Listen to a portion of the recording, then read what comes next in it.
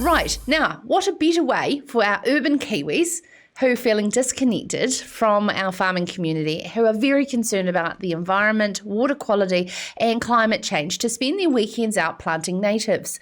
The door is wide open for anyone wanting to, I would imagine, from a lot of farmers across the country. We had a fantastic Open Farms Day back at the start of March, and farmers are really facing day-to-day demands that are very physical, then go and put on top of it the physical demands of the farm environment plan requirements of planting, riparian planting along waterways, and they have a passion for their local environment, and that's especially from a community catchment perspective. We had a great interview last night with Anna Nelson there from the King Country River Care Group. Continuing on this theme, we're joined now by ward farmer up in Marlborough, John Hickman, who joins us now to share his experience in this space and his initiative he'd like to see at least his regional council get in behind. John, thank you so much for taking the time to reach out to me to join us tonight on Sarah's Country. I really appreciate it. Hi, Sarah. Thank you. Could you give our audience a bit of an understanding about Lake Elterwater and its significance to your community? I guess so. The lake is part of our farm, and we've been there for 100 years or so. My brother and I farm in partnership, and the lake has always had a significant meaning to us as a family over the generations. But it came to a point where I approached the council and said, look, I'd like to look at fencing this off and trying to restore it to what it might have looked like, 150 years ago. And so we got on board, and we ended up in a partnership with council and government, and we fenced off a large area and planted out 6,000 natives and sort of started from there, I guess. And it's taken off from there. Can you give us a bit of an understanding in the challenges that you face in the day-to-day running of a farm and taking on board this project as well, especially around the earthquakes and the effects from that? To do projects like this, it takes a huge amount of time and effort. And I think initially, with the council being on board, they supported us through some funding with government. We were third. It allowed us to bring some workers in, spread the cost, and it really got things going. And we were able to do quite a large area quite quickly. And if you're trying to do that by yourself, it is very, very difficult. I mean, aside from the cost, but the time to do these things is very difficult. And so that's where I started looking a little bit outside the box in terms of where we're heading now. But I guess, and I looked, and where we're heading is I saw the climate protests of a few months ago, and I got quite frustrated and a little bit angry, and I looked at them and I thought, looked at these people and I thought, we shouldn't be asking governments and council to be doing this. We should be looking at individuals to be doing this work. But then I took a step back and I realised, well, actually, these protesters, they don't have the land, they don't have the ability, maybe not even the financial ability to get these plants to do anything. And so I thought, well, actually, I've got the land and I can buy the plants, but it's getting them put in the ground. So I was like, well, can we not combine the two? Can we not? Is there some way that I can say, look, I've got this land to plant and all these plants to plant. Can you, urban folk, come and help me get them planted? It was sort of calling out those protests and saying, look, take it on yourself, take it on yourself to come out and do the work, do the mahi, rather than asking government and councils to do it for you. Come and do it yourself. Yeah. So let's do this, New Zealand. Yeah, exactly. Let's do this.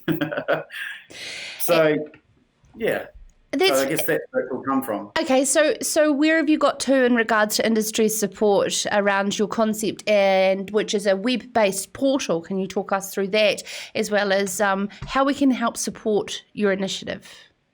I guess so. I'm starting quite from scratch. I guess from small. I've talked to a lot about the ideas that I've got, and I've got very good support. But I guess until I get a ball rolling, I've had a little bit of difficulty getting something established. So at the end of the day, I really wanted the council, the local council, to pick something up and run with this. And on the 9th of August, we're doing something on our own land, getting the urban folk out here, trying to get something going and showcase what we can do. And we're hoping to build a website, and I'd like to approach council again and push it through the council's website so that farm owners can come on, register their interest, saying that they've got all this land, they've got a certain number of plants, and they're going to plant on a certain day. Would you urban folk love to come out on that certain, register their interest and come and help us plant on these times? John, this seems like a nationwide challenge, and limiting it just to the Marlborough Regional Council seems short-sighted to the fact of where it could go to. Do you not think? I completely agree. But it was trying to get a snowball rolling, trying to showcase. I mean, from my own point of view, just doing it on the farm, showcase this, get a bit of publicity, push it through the council, try and get the council doing it, and then try and get every other council doing a similar sort of thing. So it's about getting a snowball rolling, and I guess that's what this is all about. And do you know what I love getting out of bed every day for is connecting people, and that's what motivates me. I just had an idea. Daniel Ebb, if you are listening or watching, I will be sending this to you. If you're not, I believe that we should pair up John Hickman's idea with the Open Farms website, which has the functionality of farmers registering their farms and visitors registering to come onto farms, sitting there, industry-wide already funded to produce dairy and Z, beef and lamb, federated farmers, etc. And let's use this all year round, this website, rather than once a year. What do you think? That would be brilliant. I mean, from where we are in Marlborough, we're a very dry environment, so we're pretty much limited to winter planting. But if places around the country can do the best that they can, do what they can, and hopefully someone can snap this up and help me take it from a small beginnings to let's get it nationwide and get those protesters, get the people that feel that they can't really achieve anything, give them the ability to come on farm.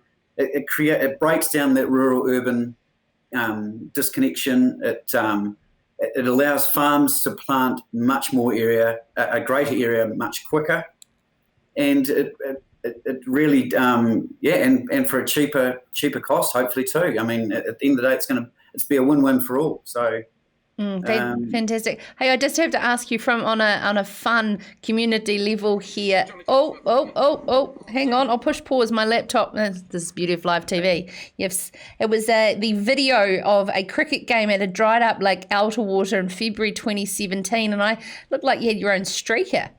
It looks like a lot of fun there. So what was in one of the droughts over February 3 years ago, and you found some humour in playing cricket on the dried up lake? Absolutely. So we had the lake was dry, and we thought, well, let's take the piss out of the drought and have a bit of fun with it. And we had the cricket match, and it was a huge hit, huge success. We had a stag do come down from the North Island purely for the event. We had Sky Sport and TV crew come out. It was hugely supported by the community, and it was a great laugh at what was quite a stressful sort of time of life during a drought. So thoroughly enjoyable, and I think we'll do it again probably in 15 or 20 years when it's due to dry up again. And things are looking very different there from the picture I'm seeing here with your beautiful daughter Tia, her standing beside the lake. Can you give us an understanding of what makes it so special from an environmental perspective, and bird life and native plants, etc., that are starting to flourish? I think that lake is quite critical. I think it's the second largest wetland in Marlborough. It has a hugely diverse range of wildlife on it, some incredibly rare species on it.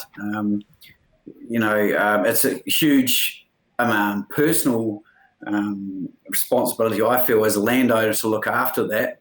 And it's a beautiful, it's accessible by the public. It's right by the main road, so you can see everything that goes on.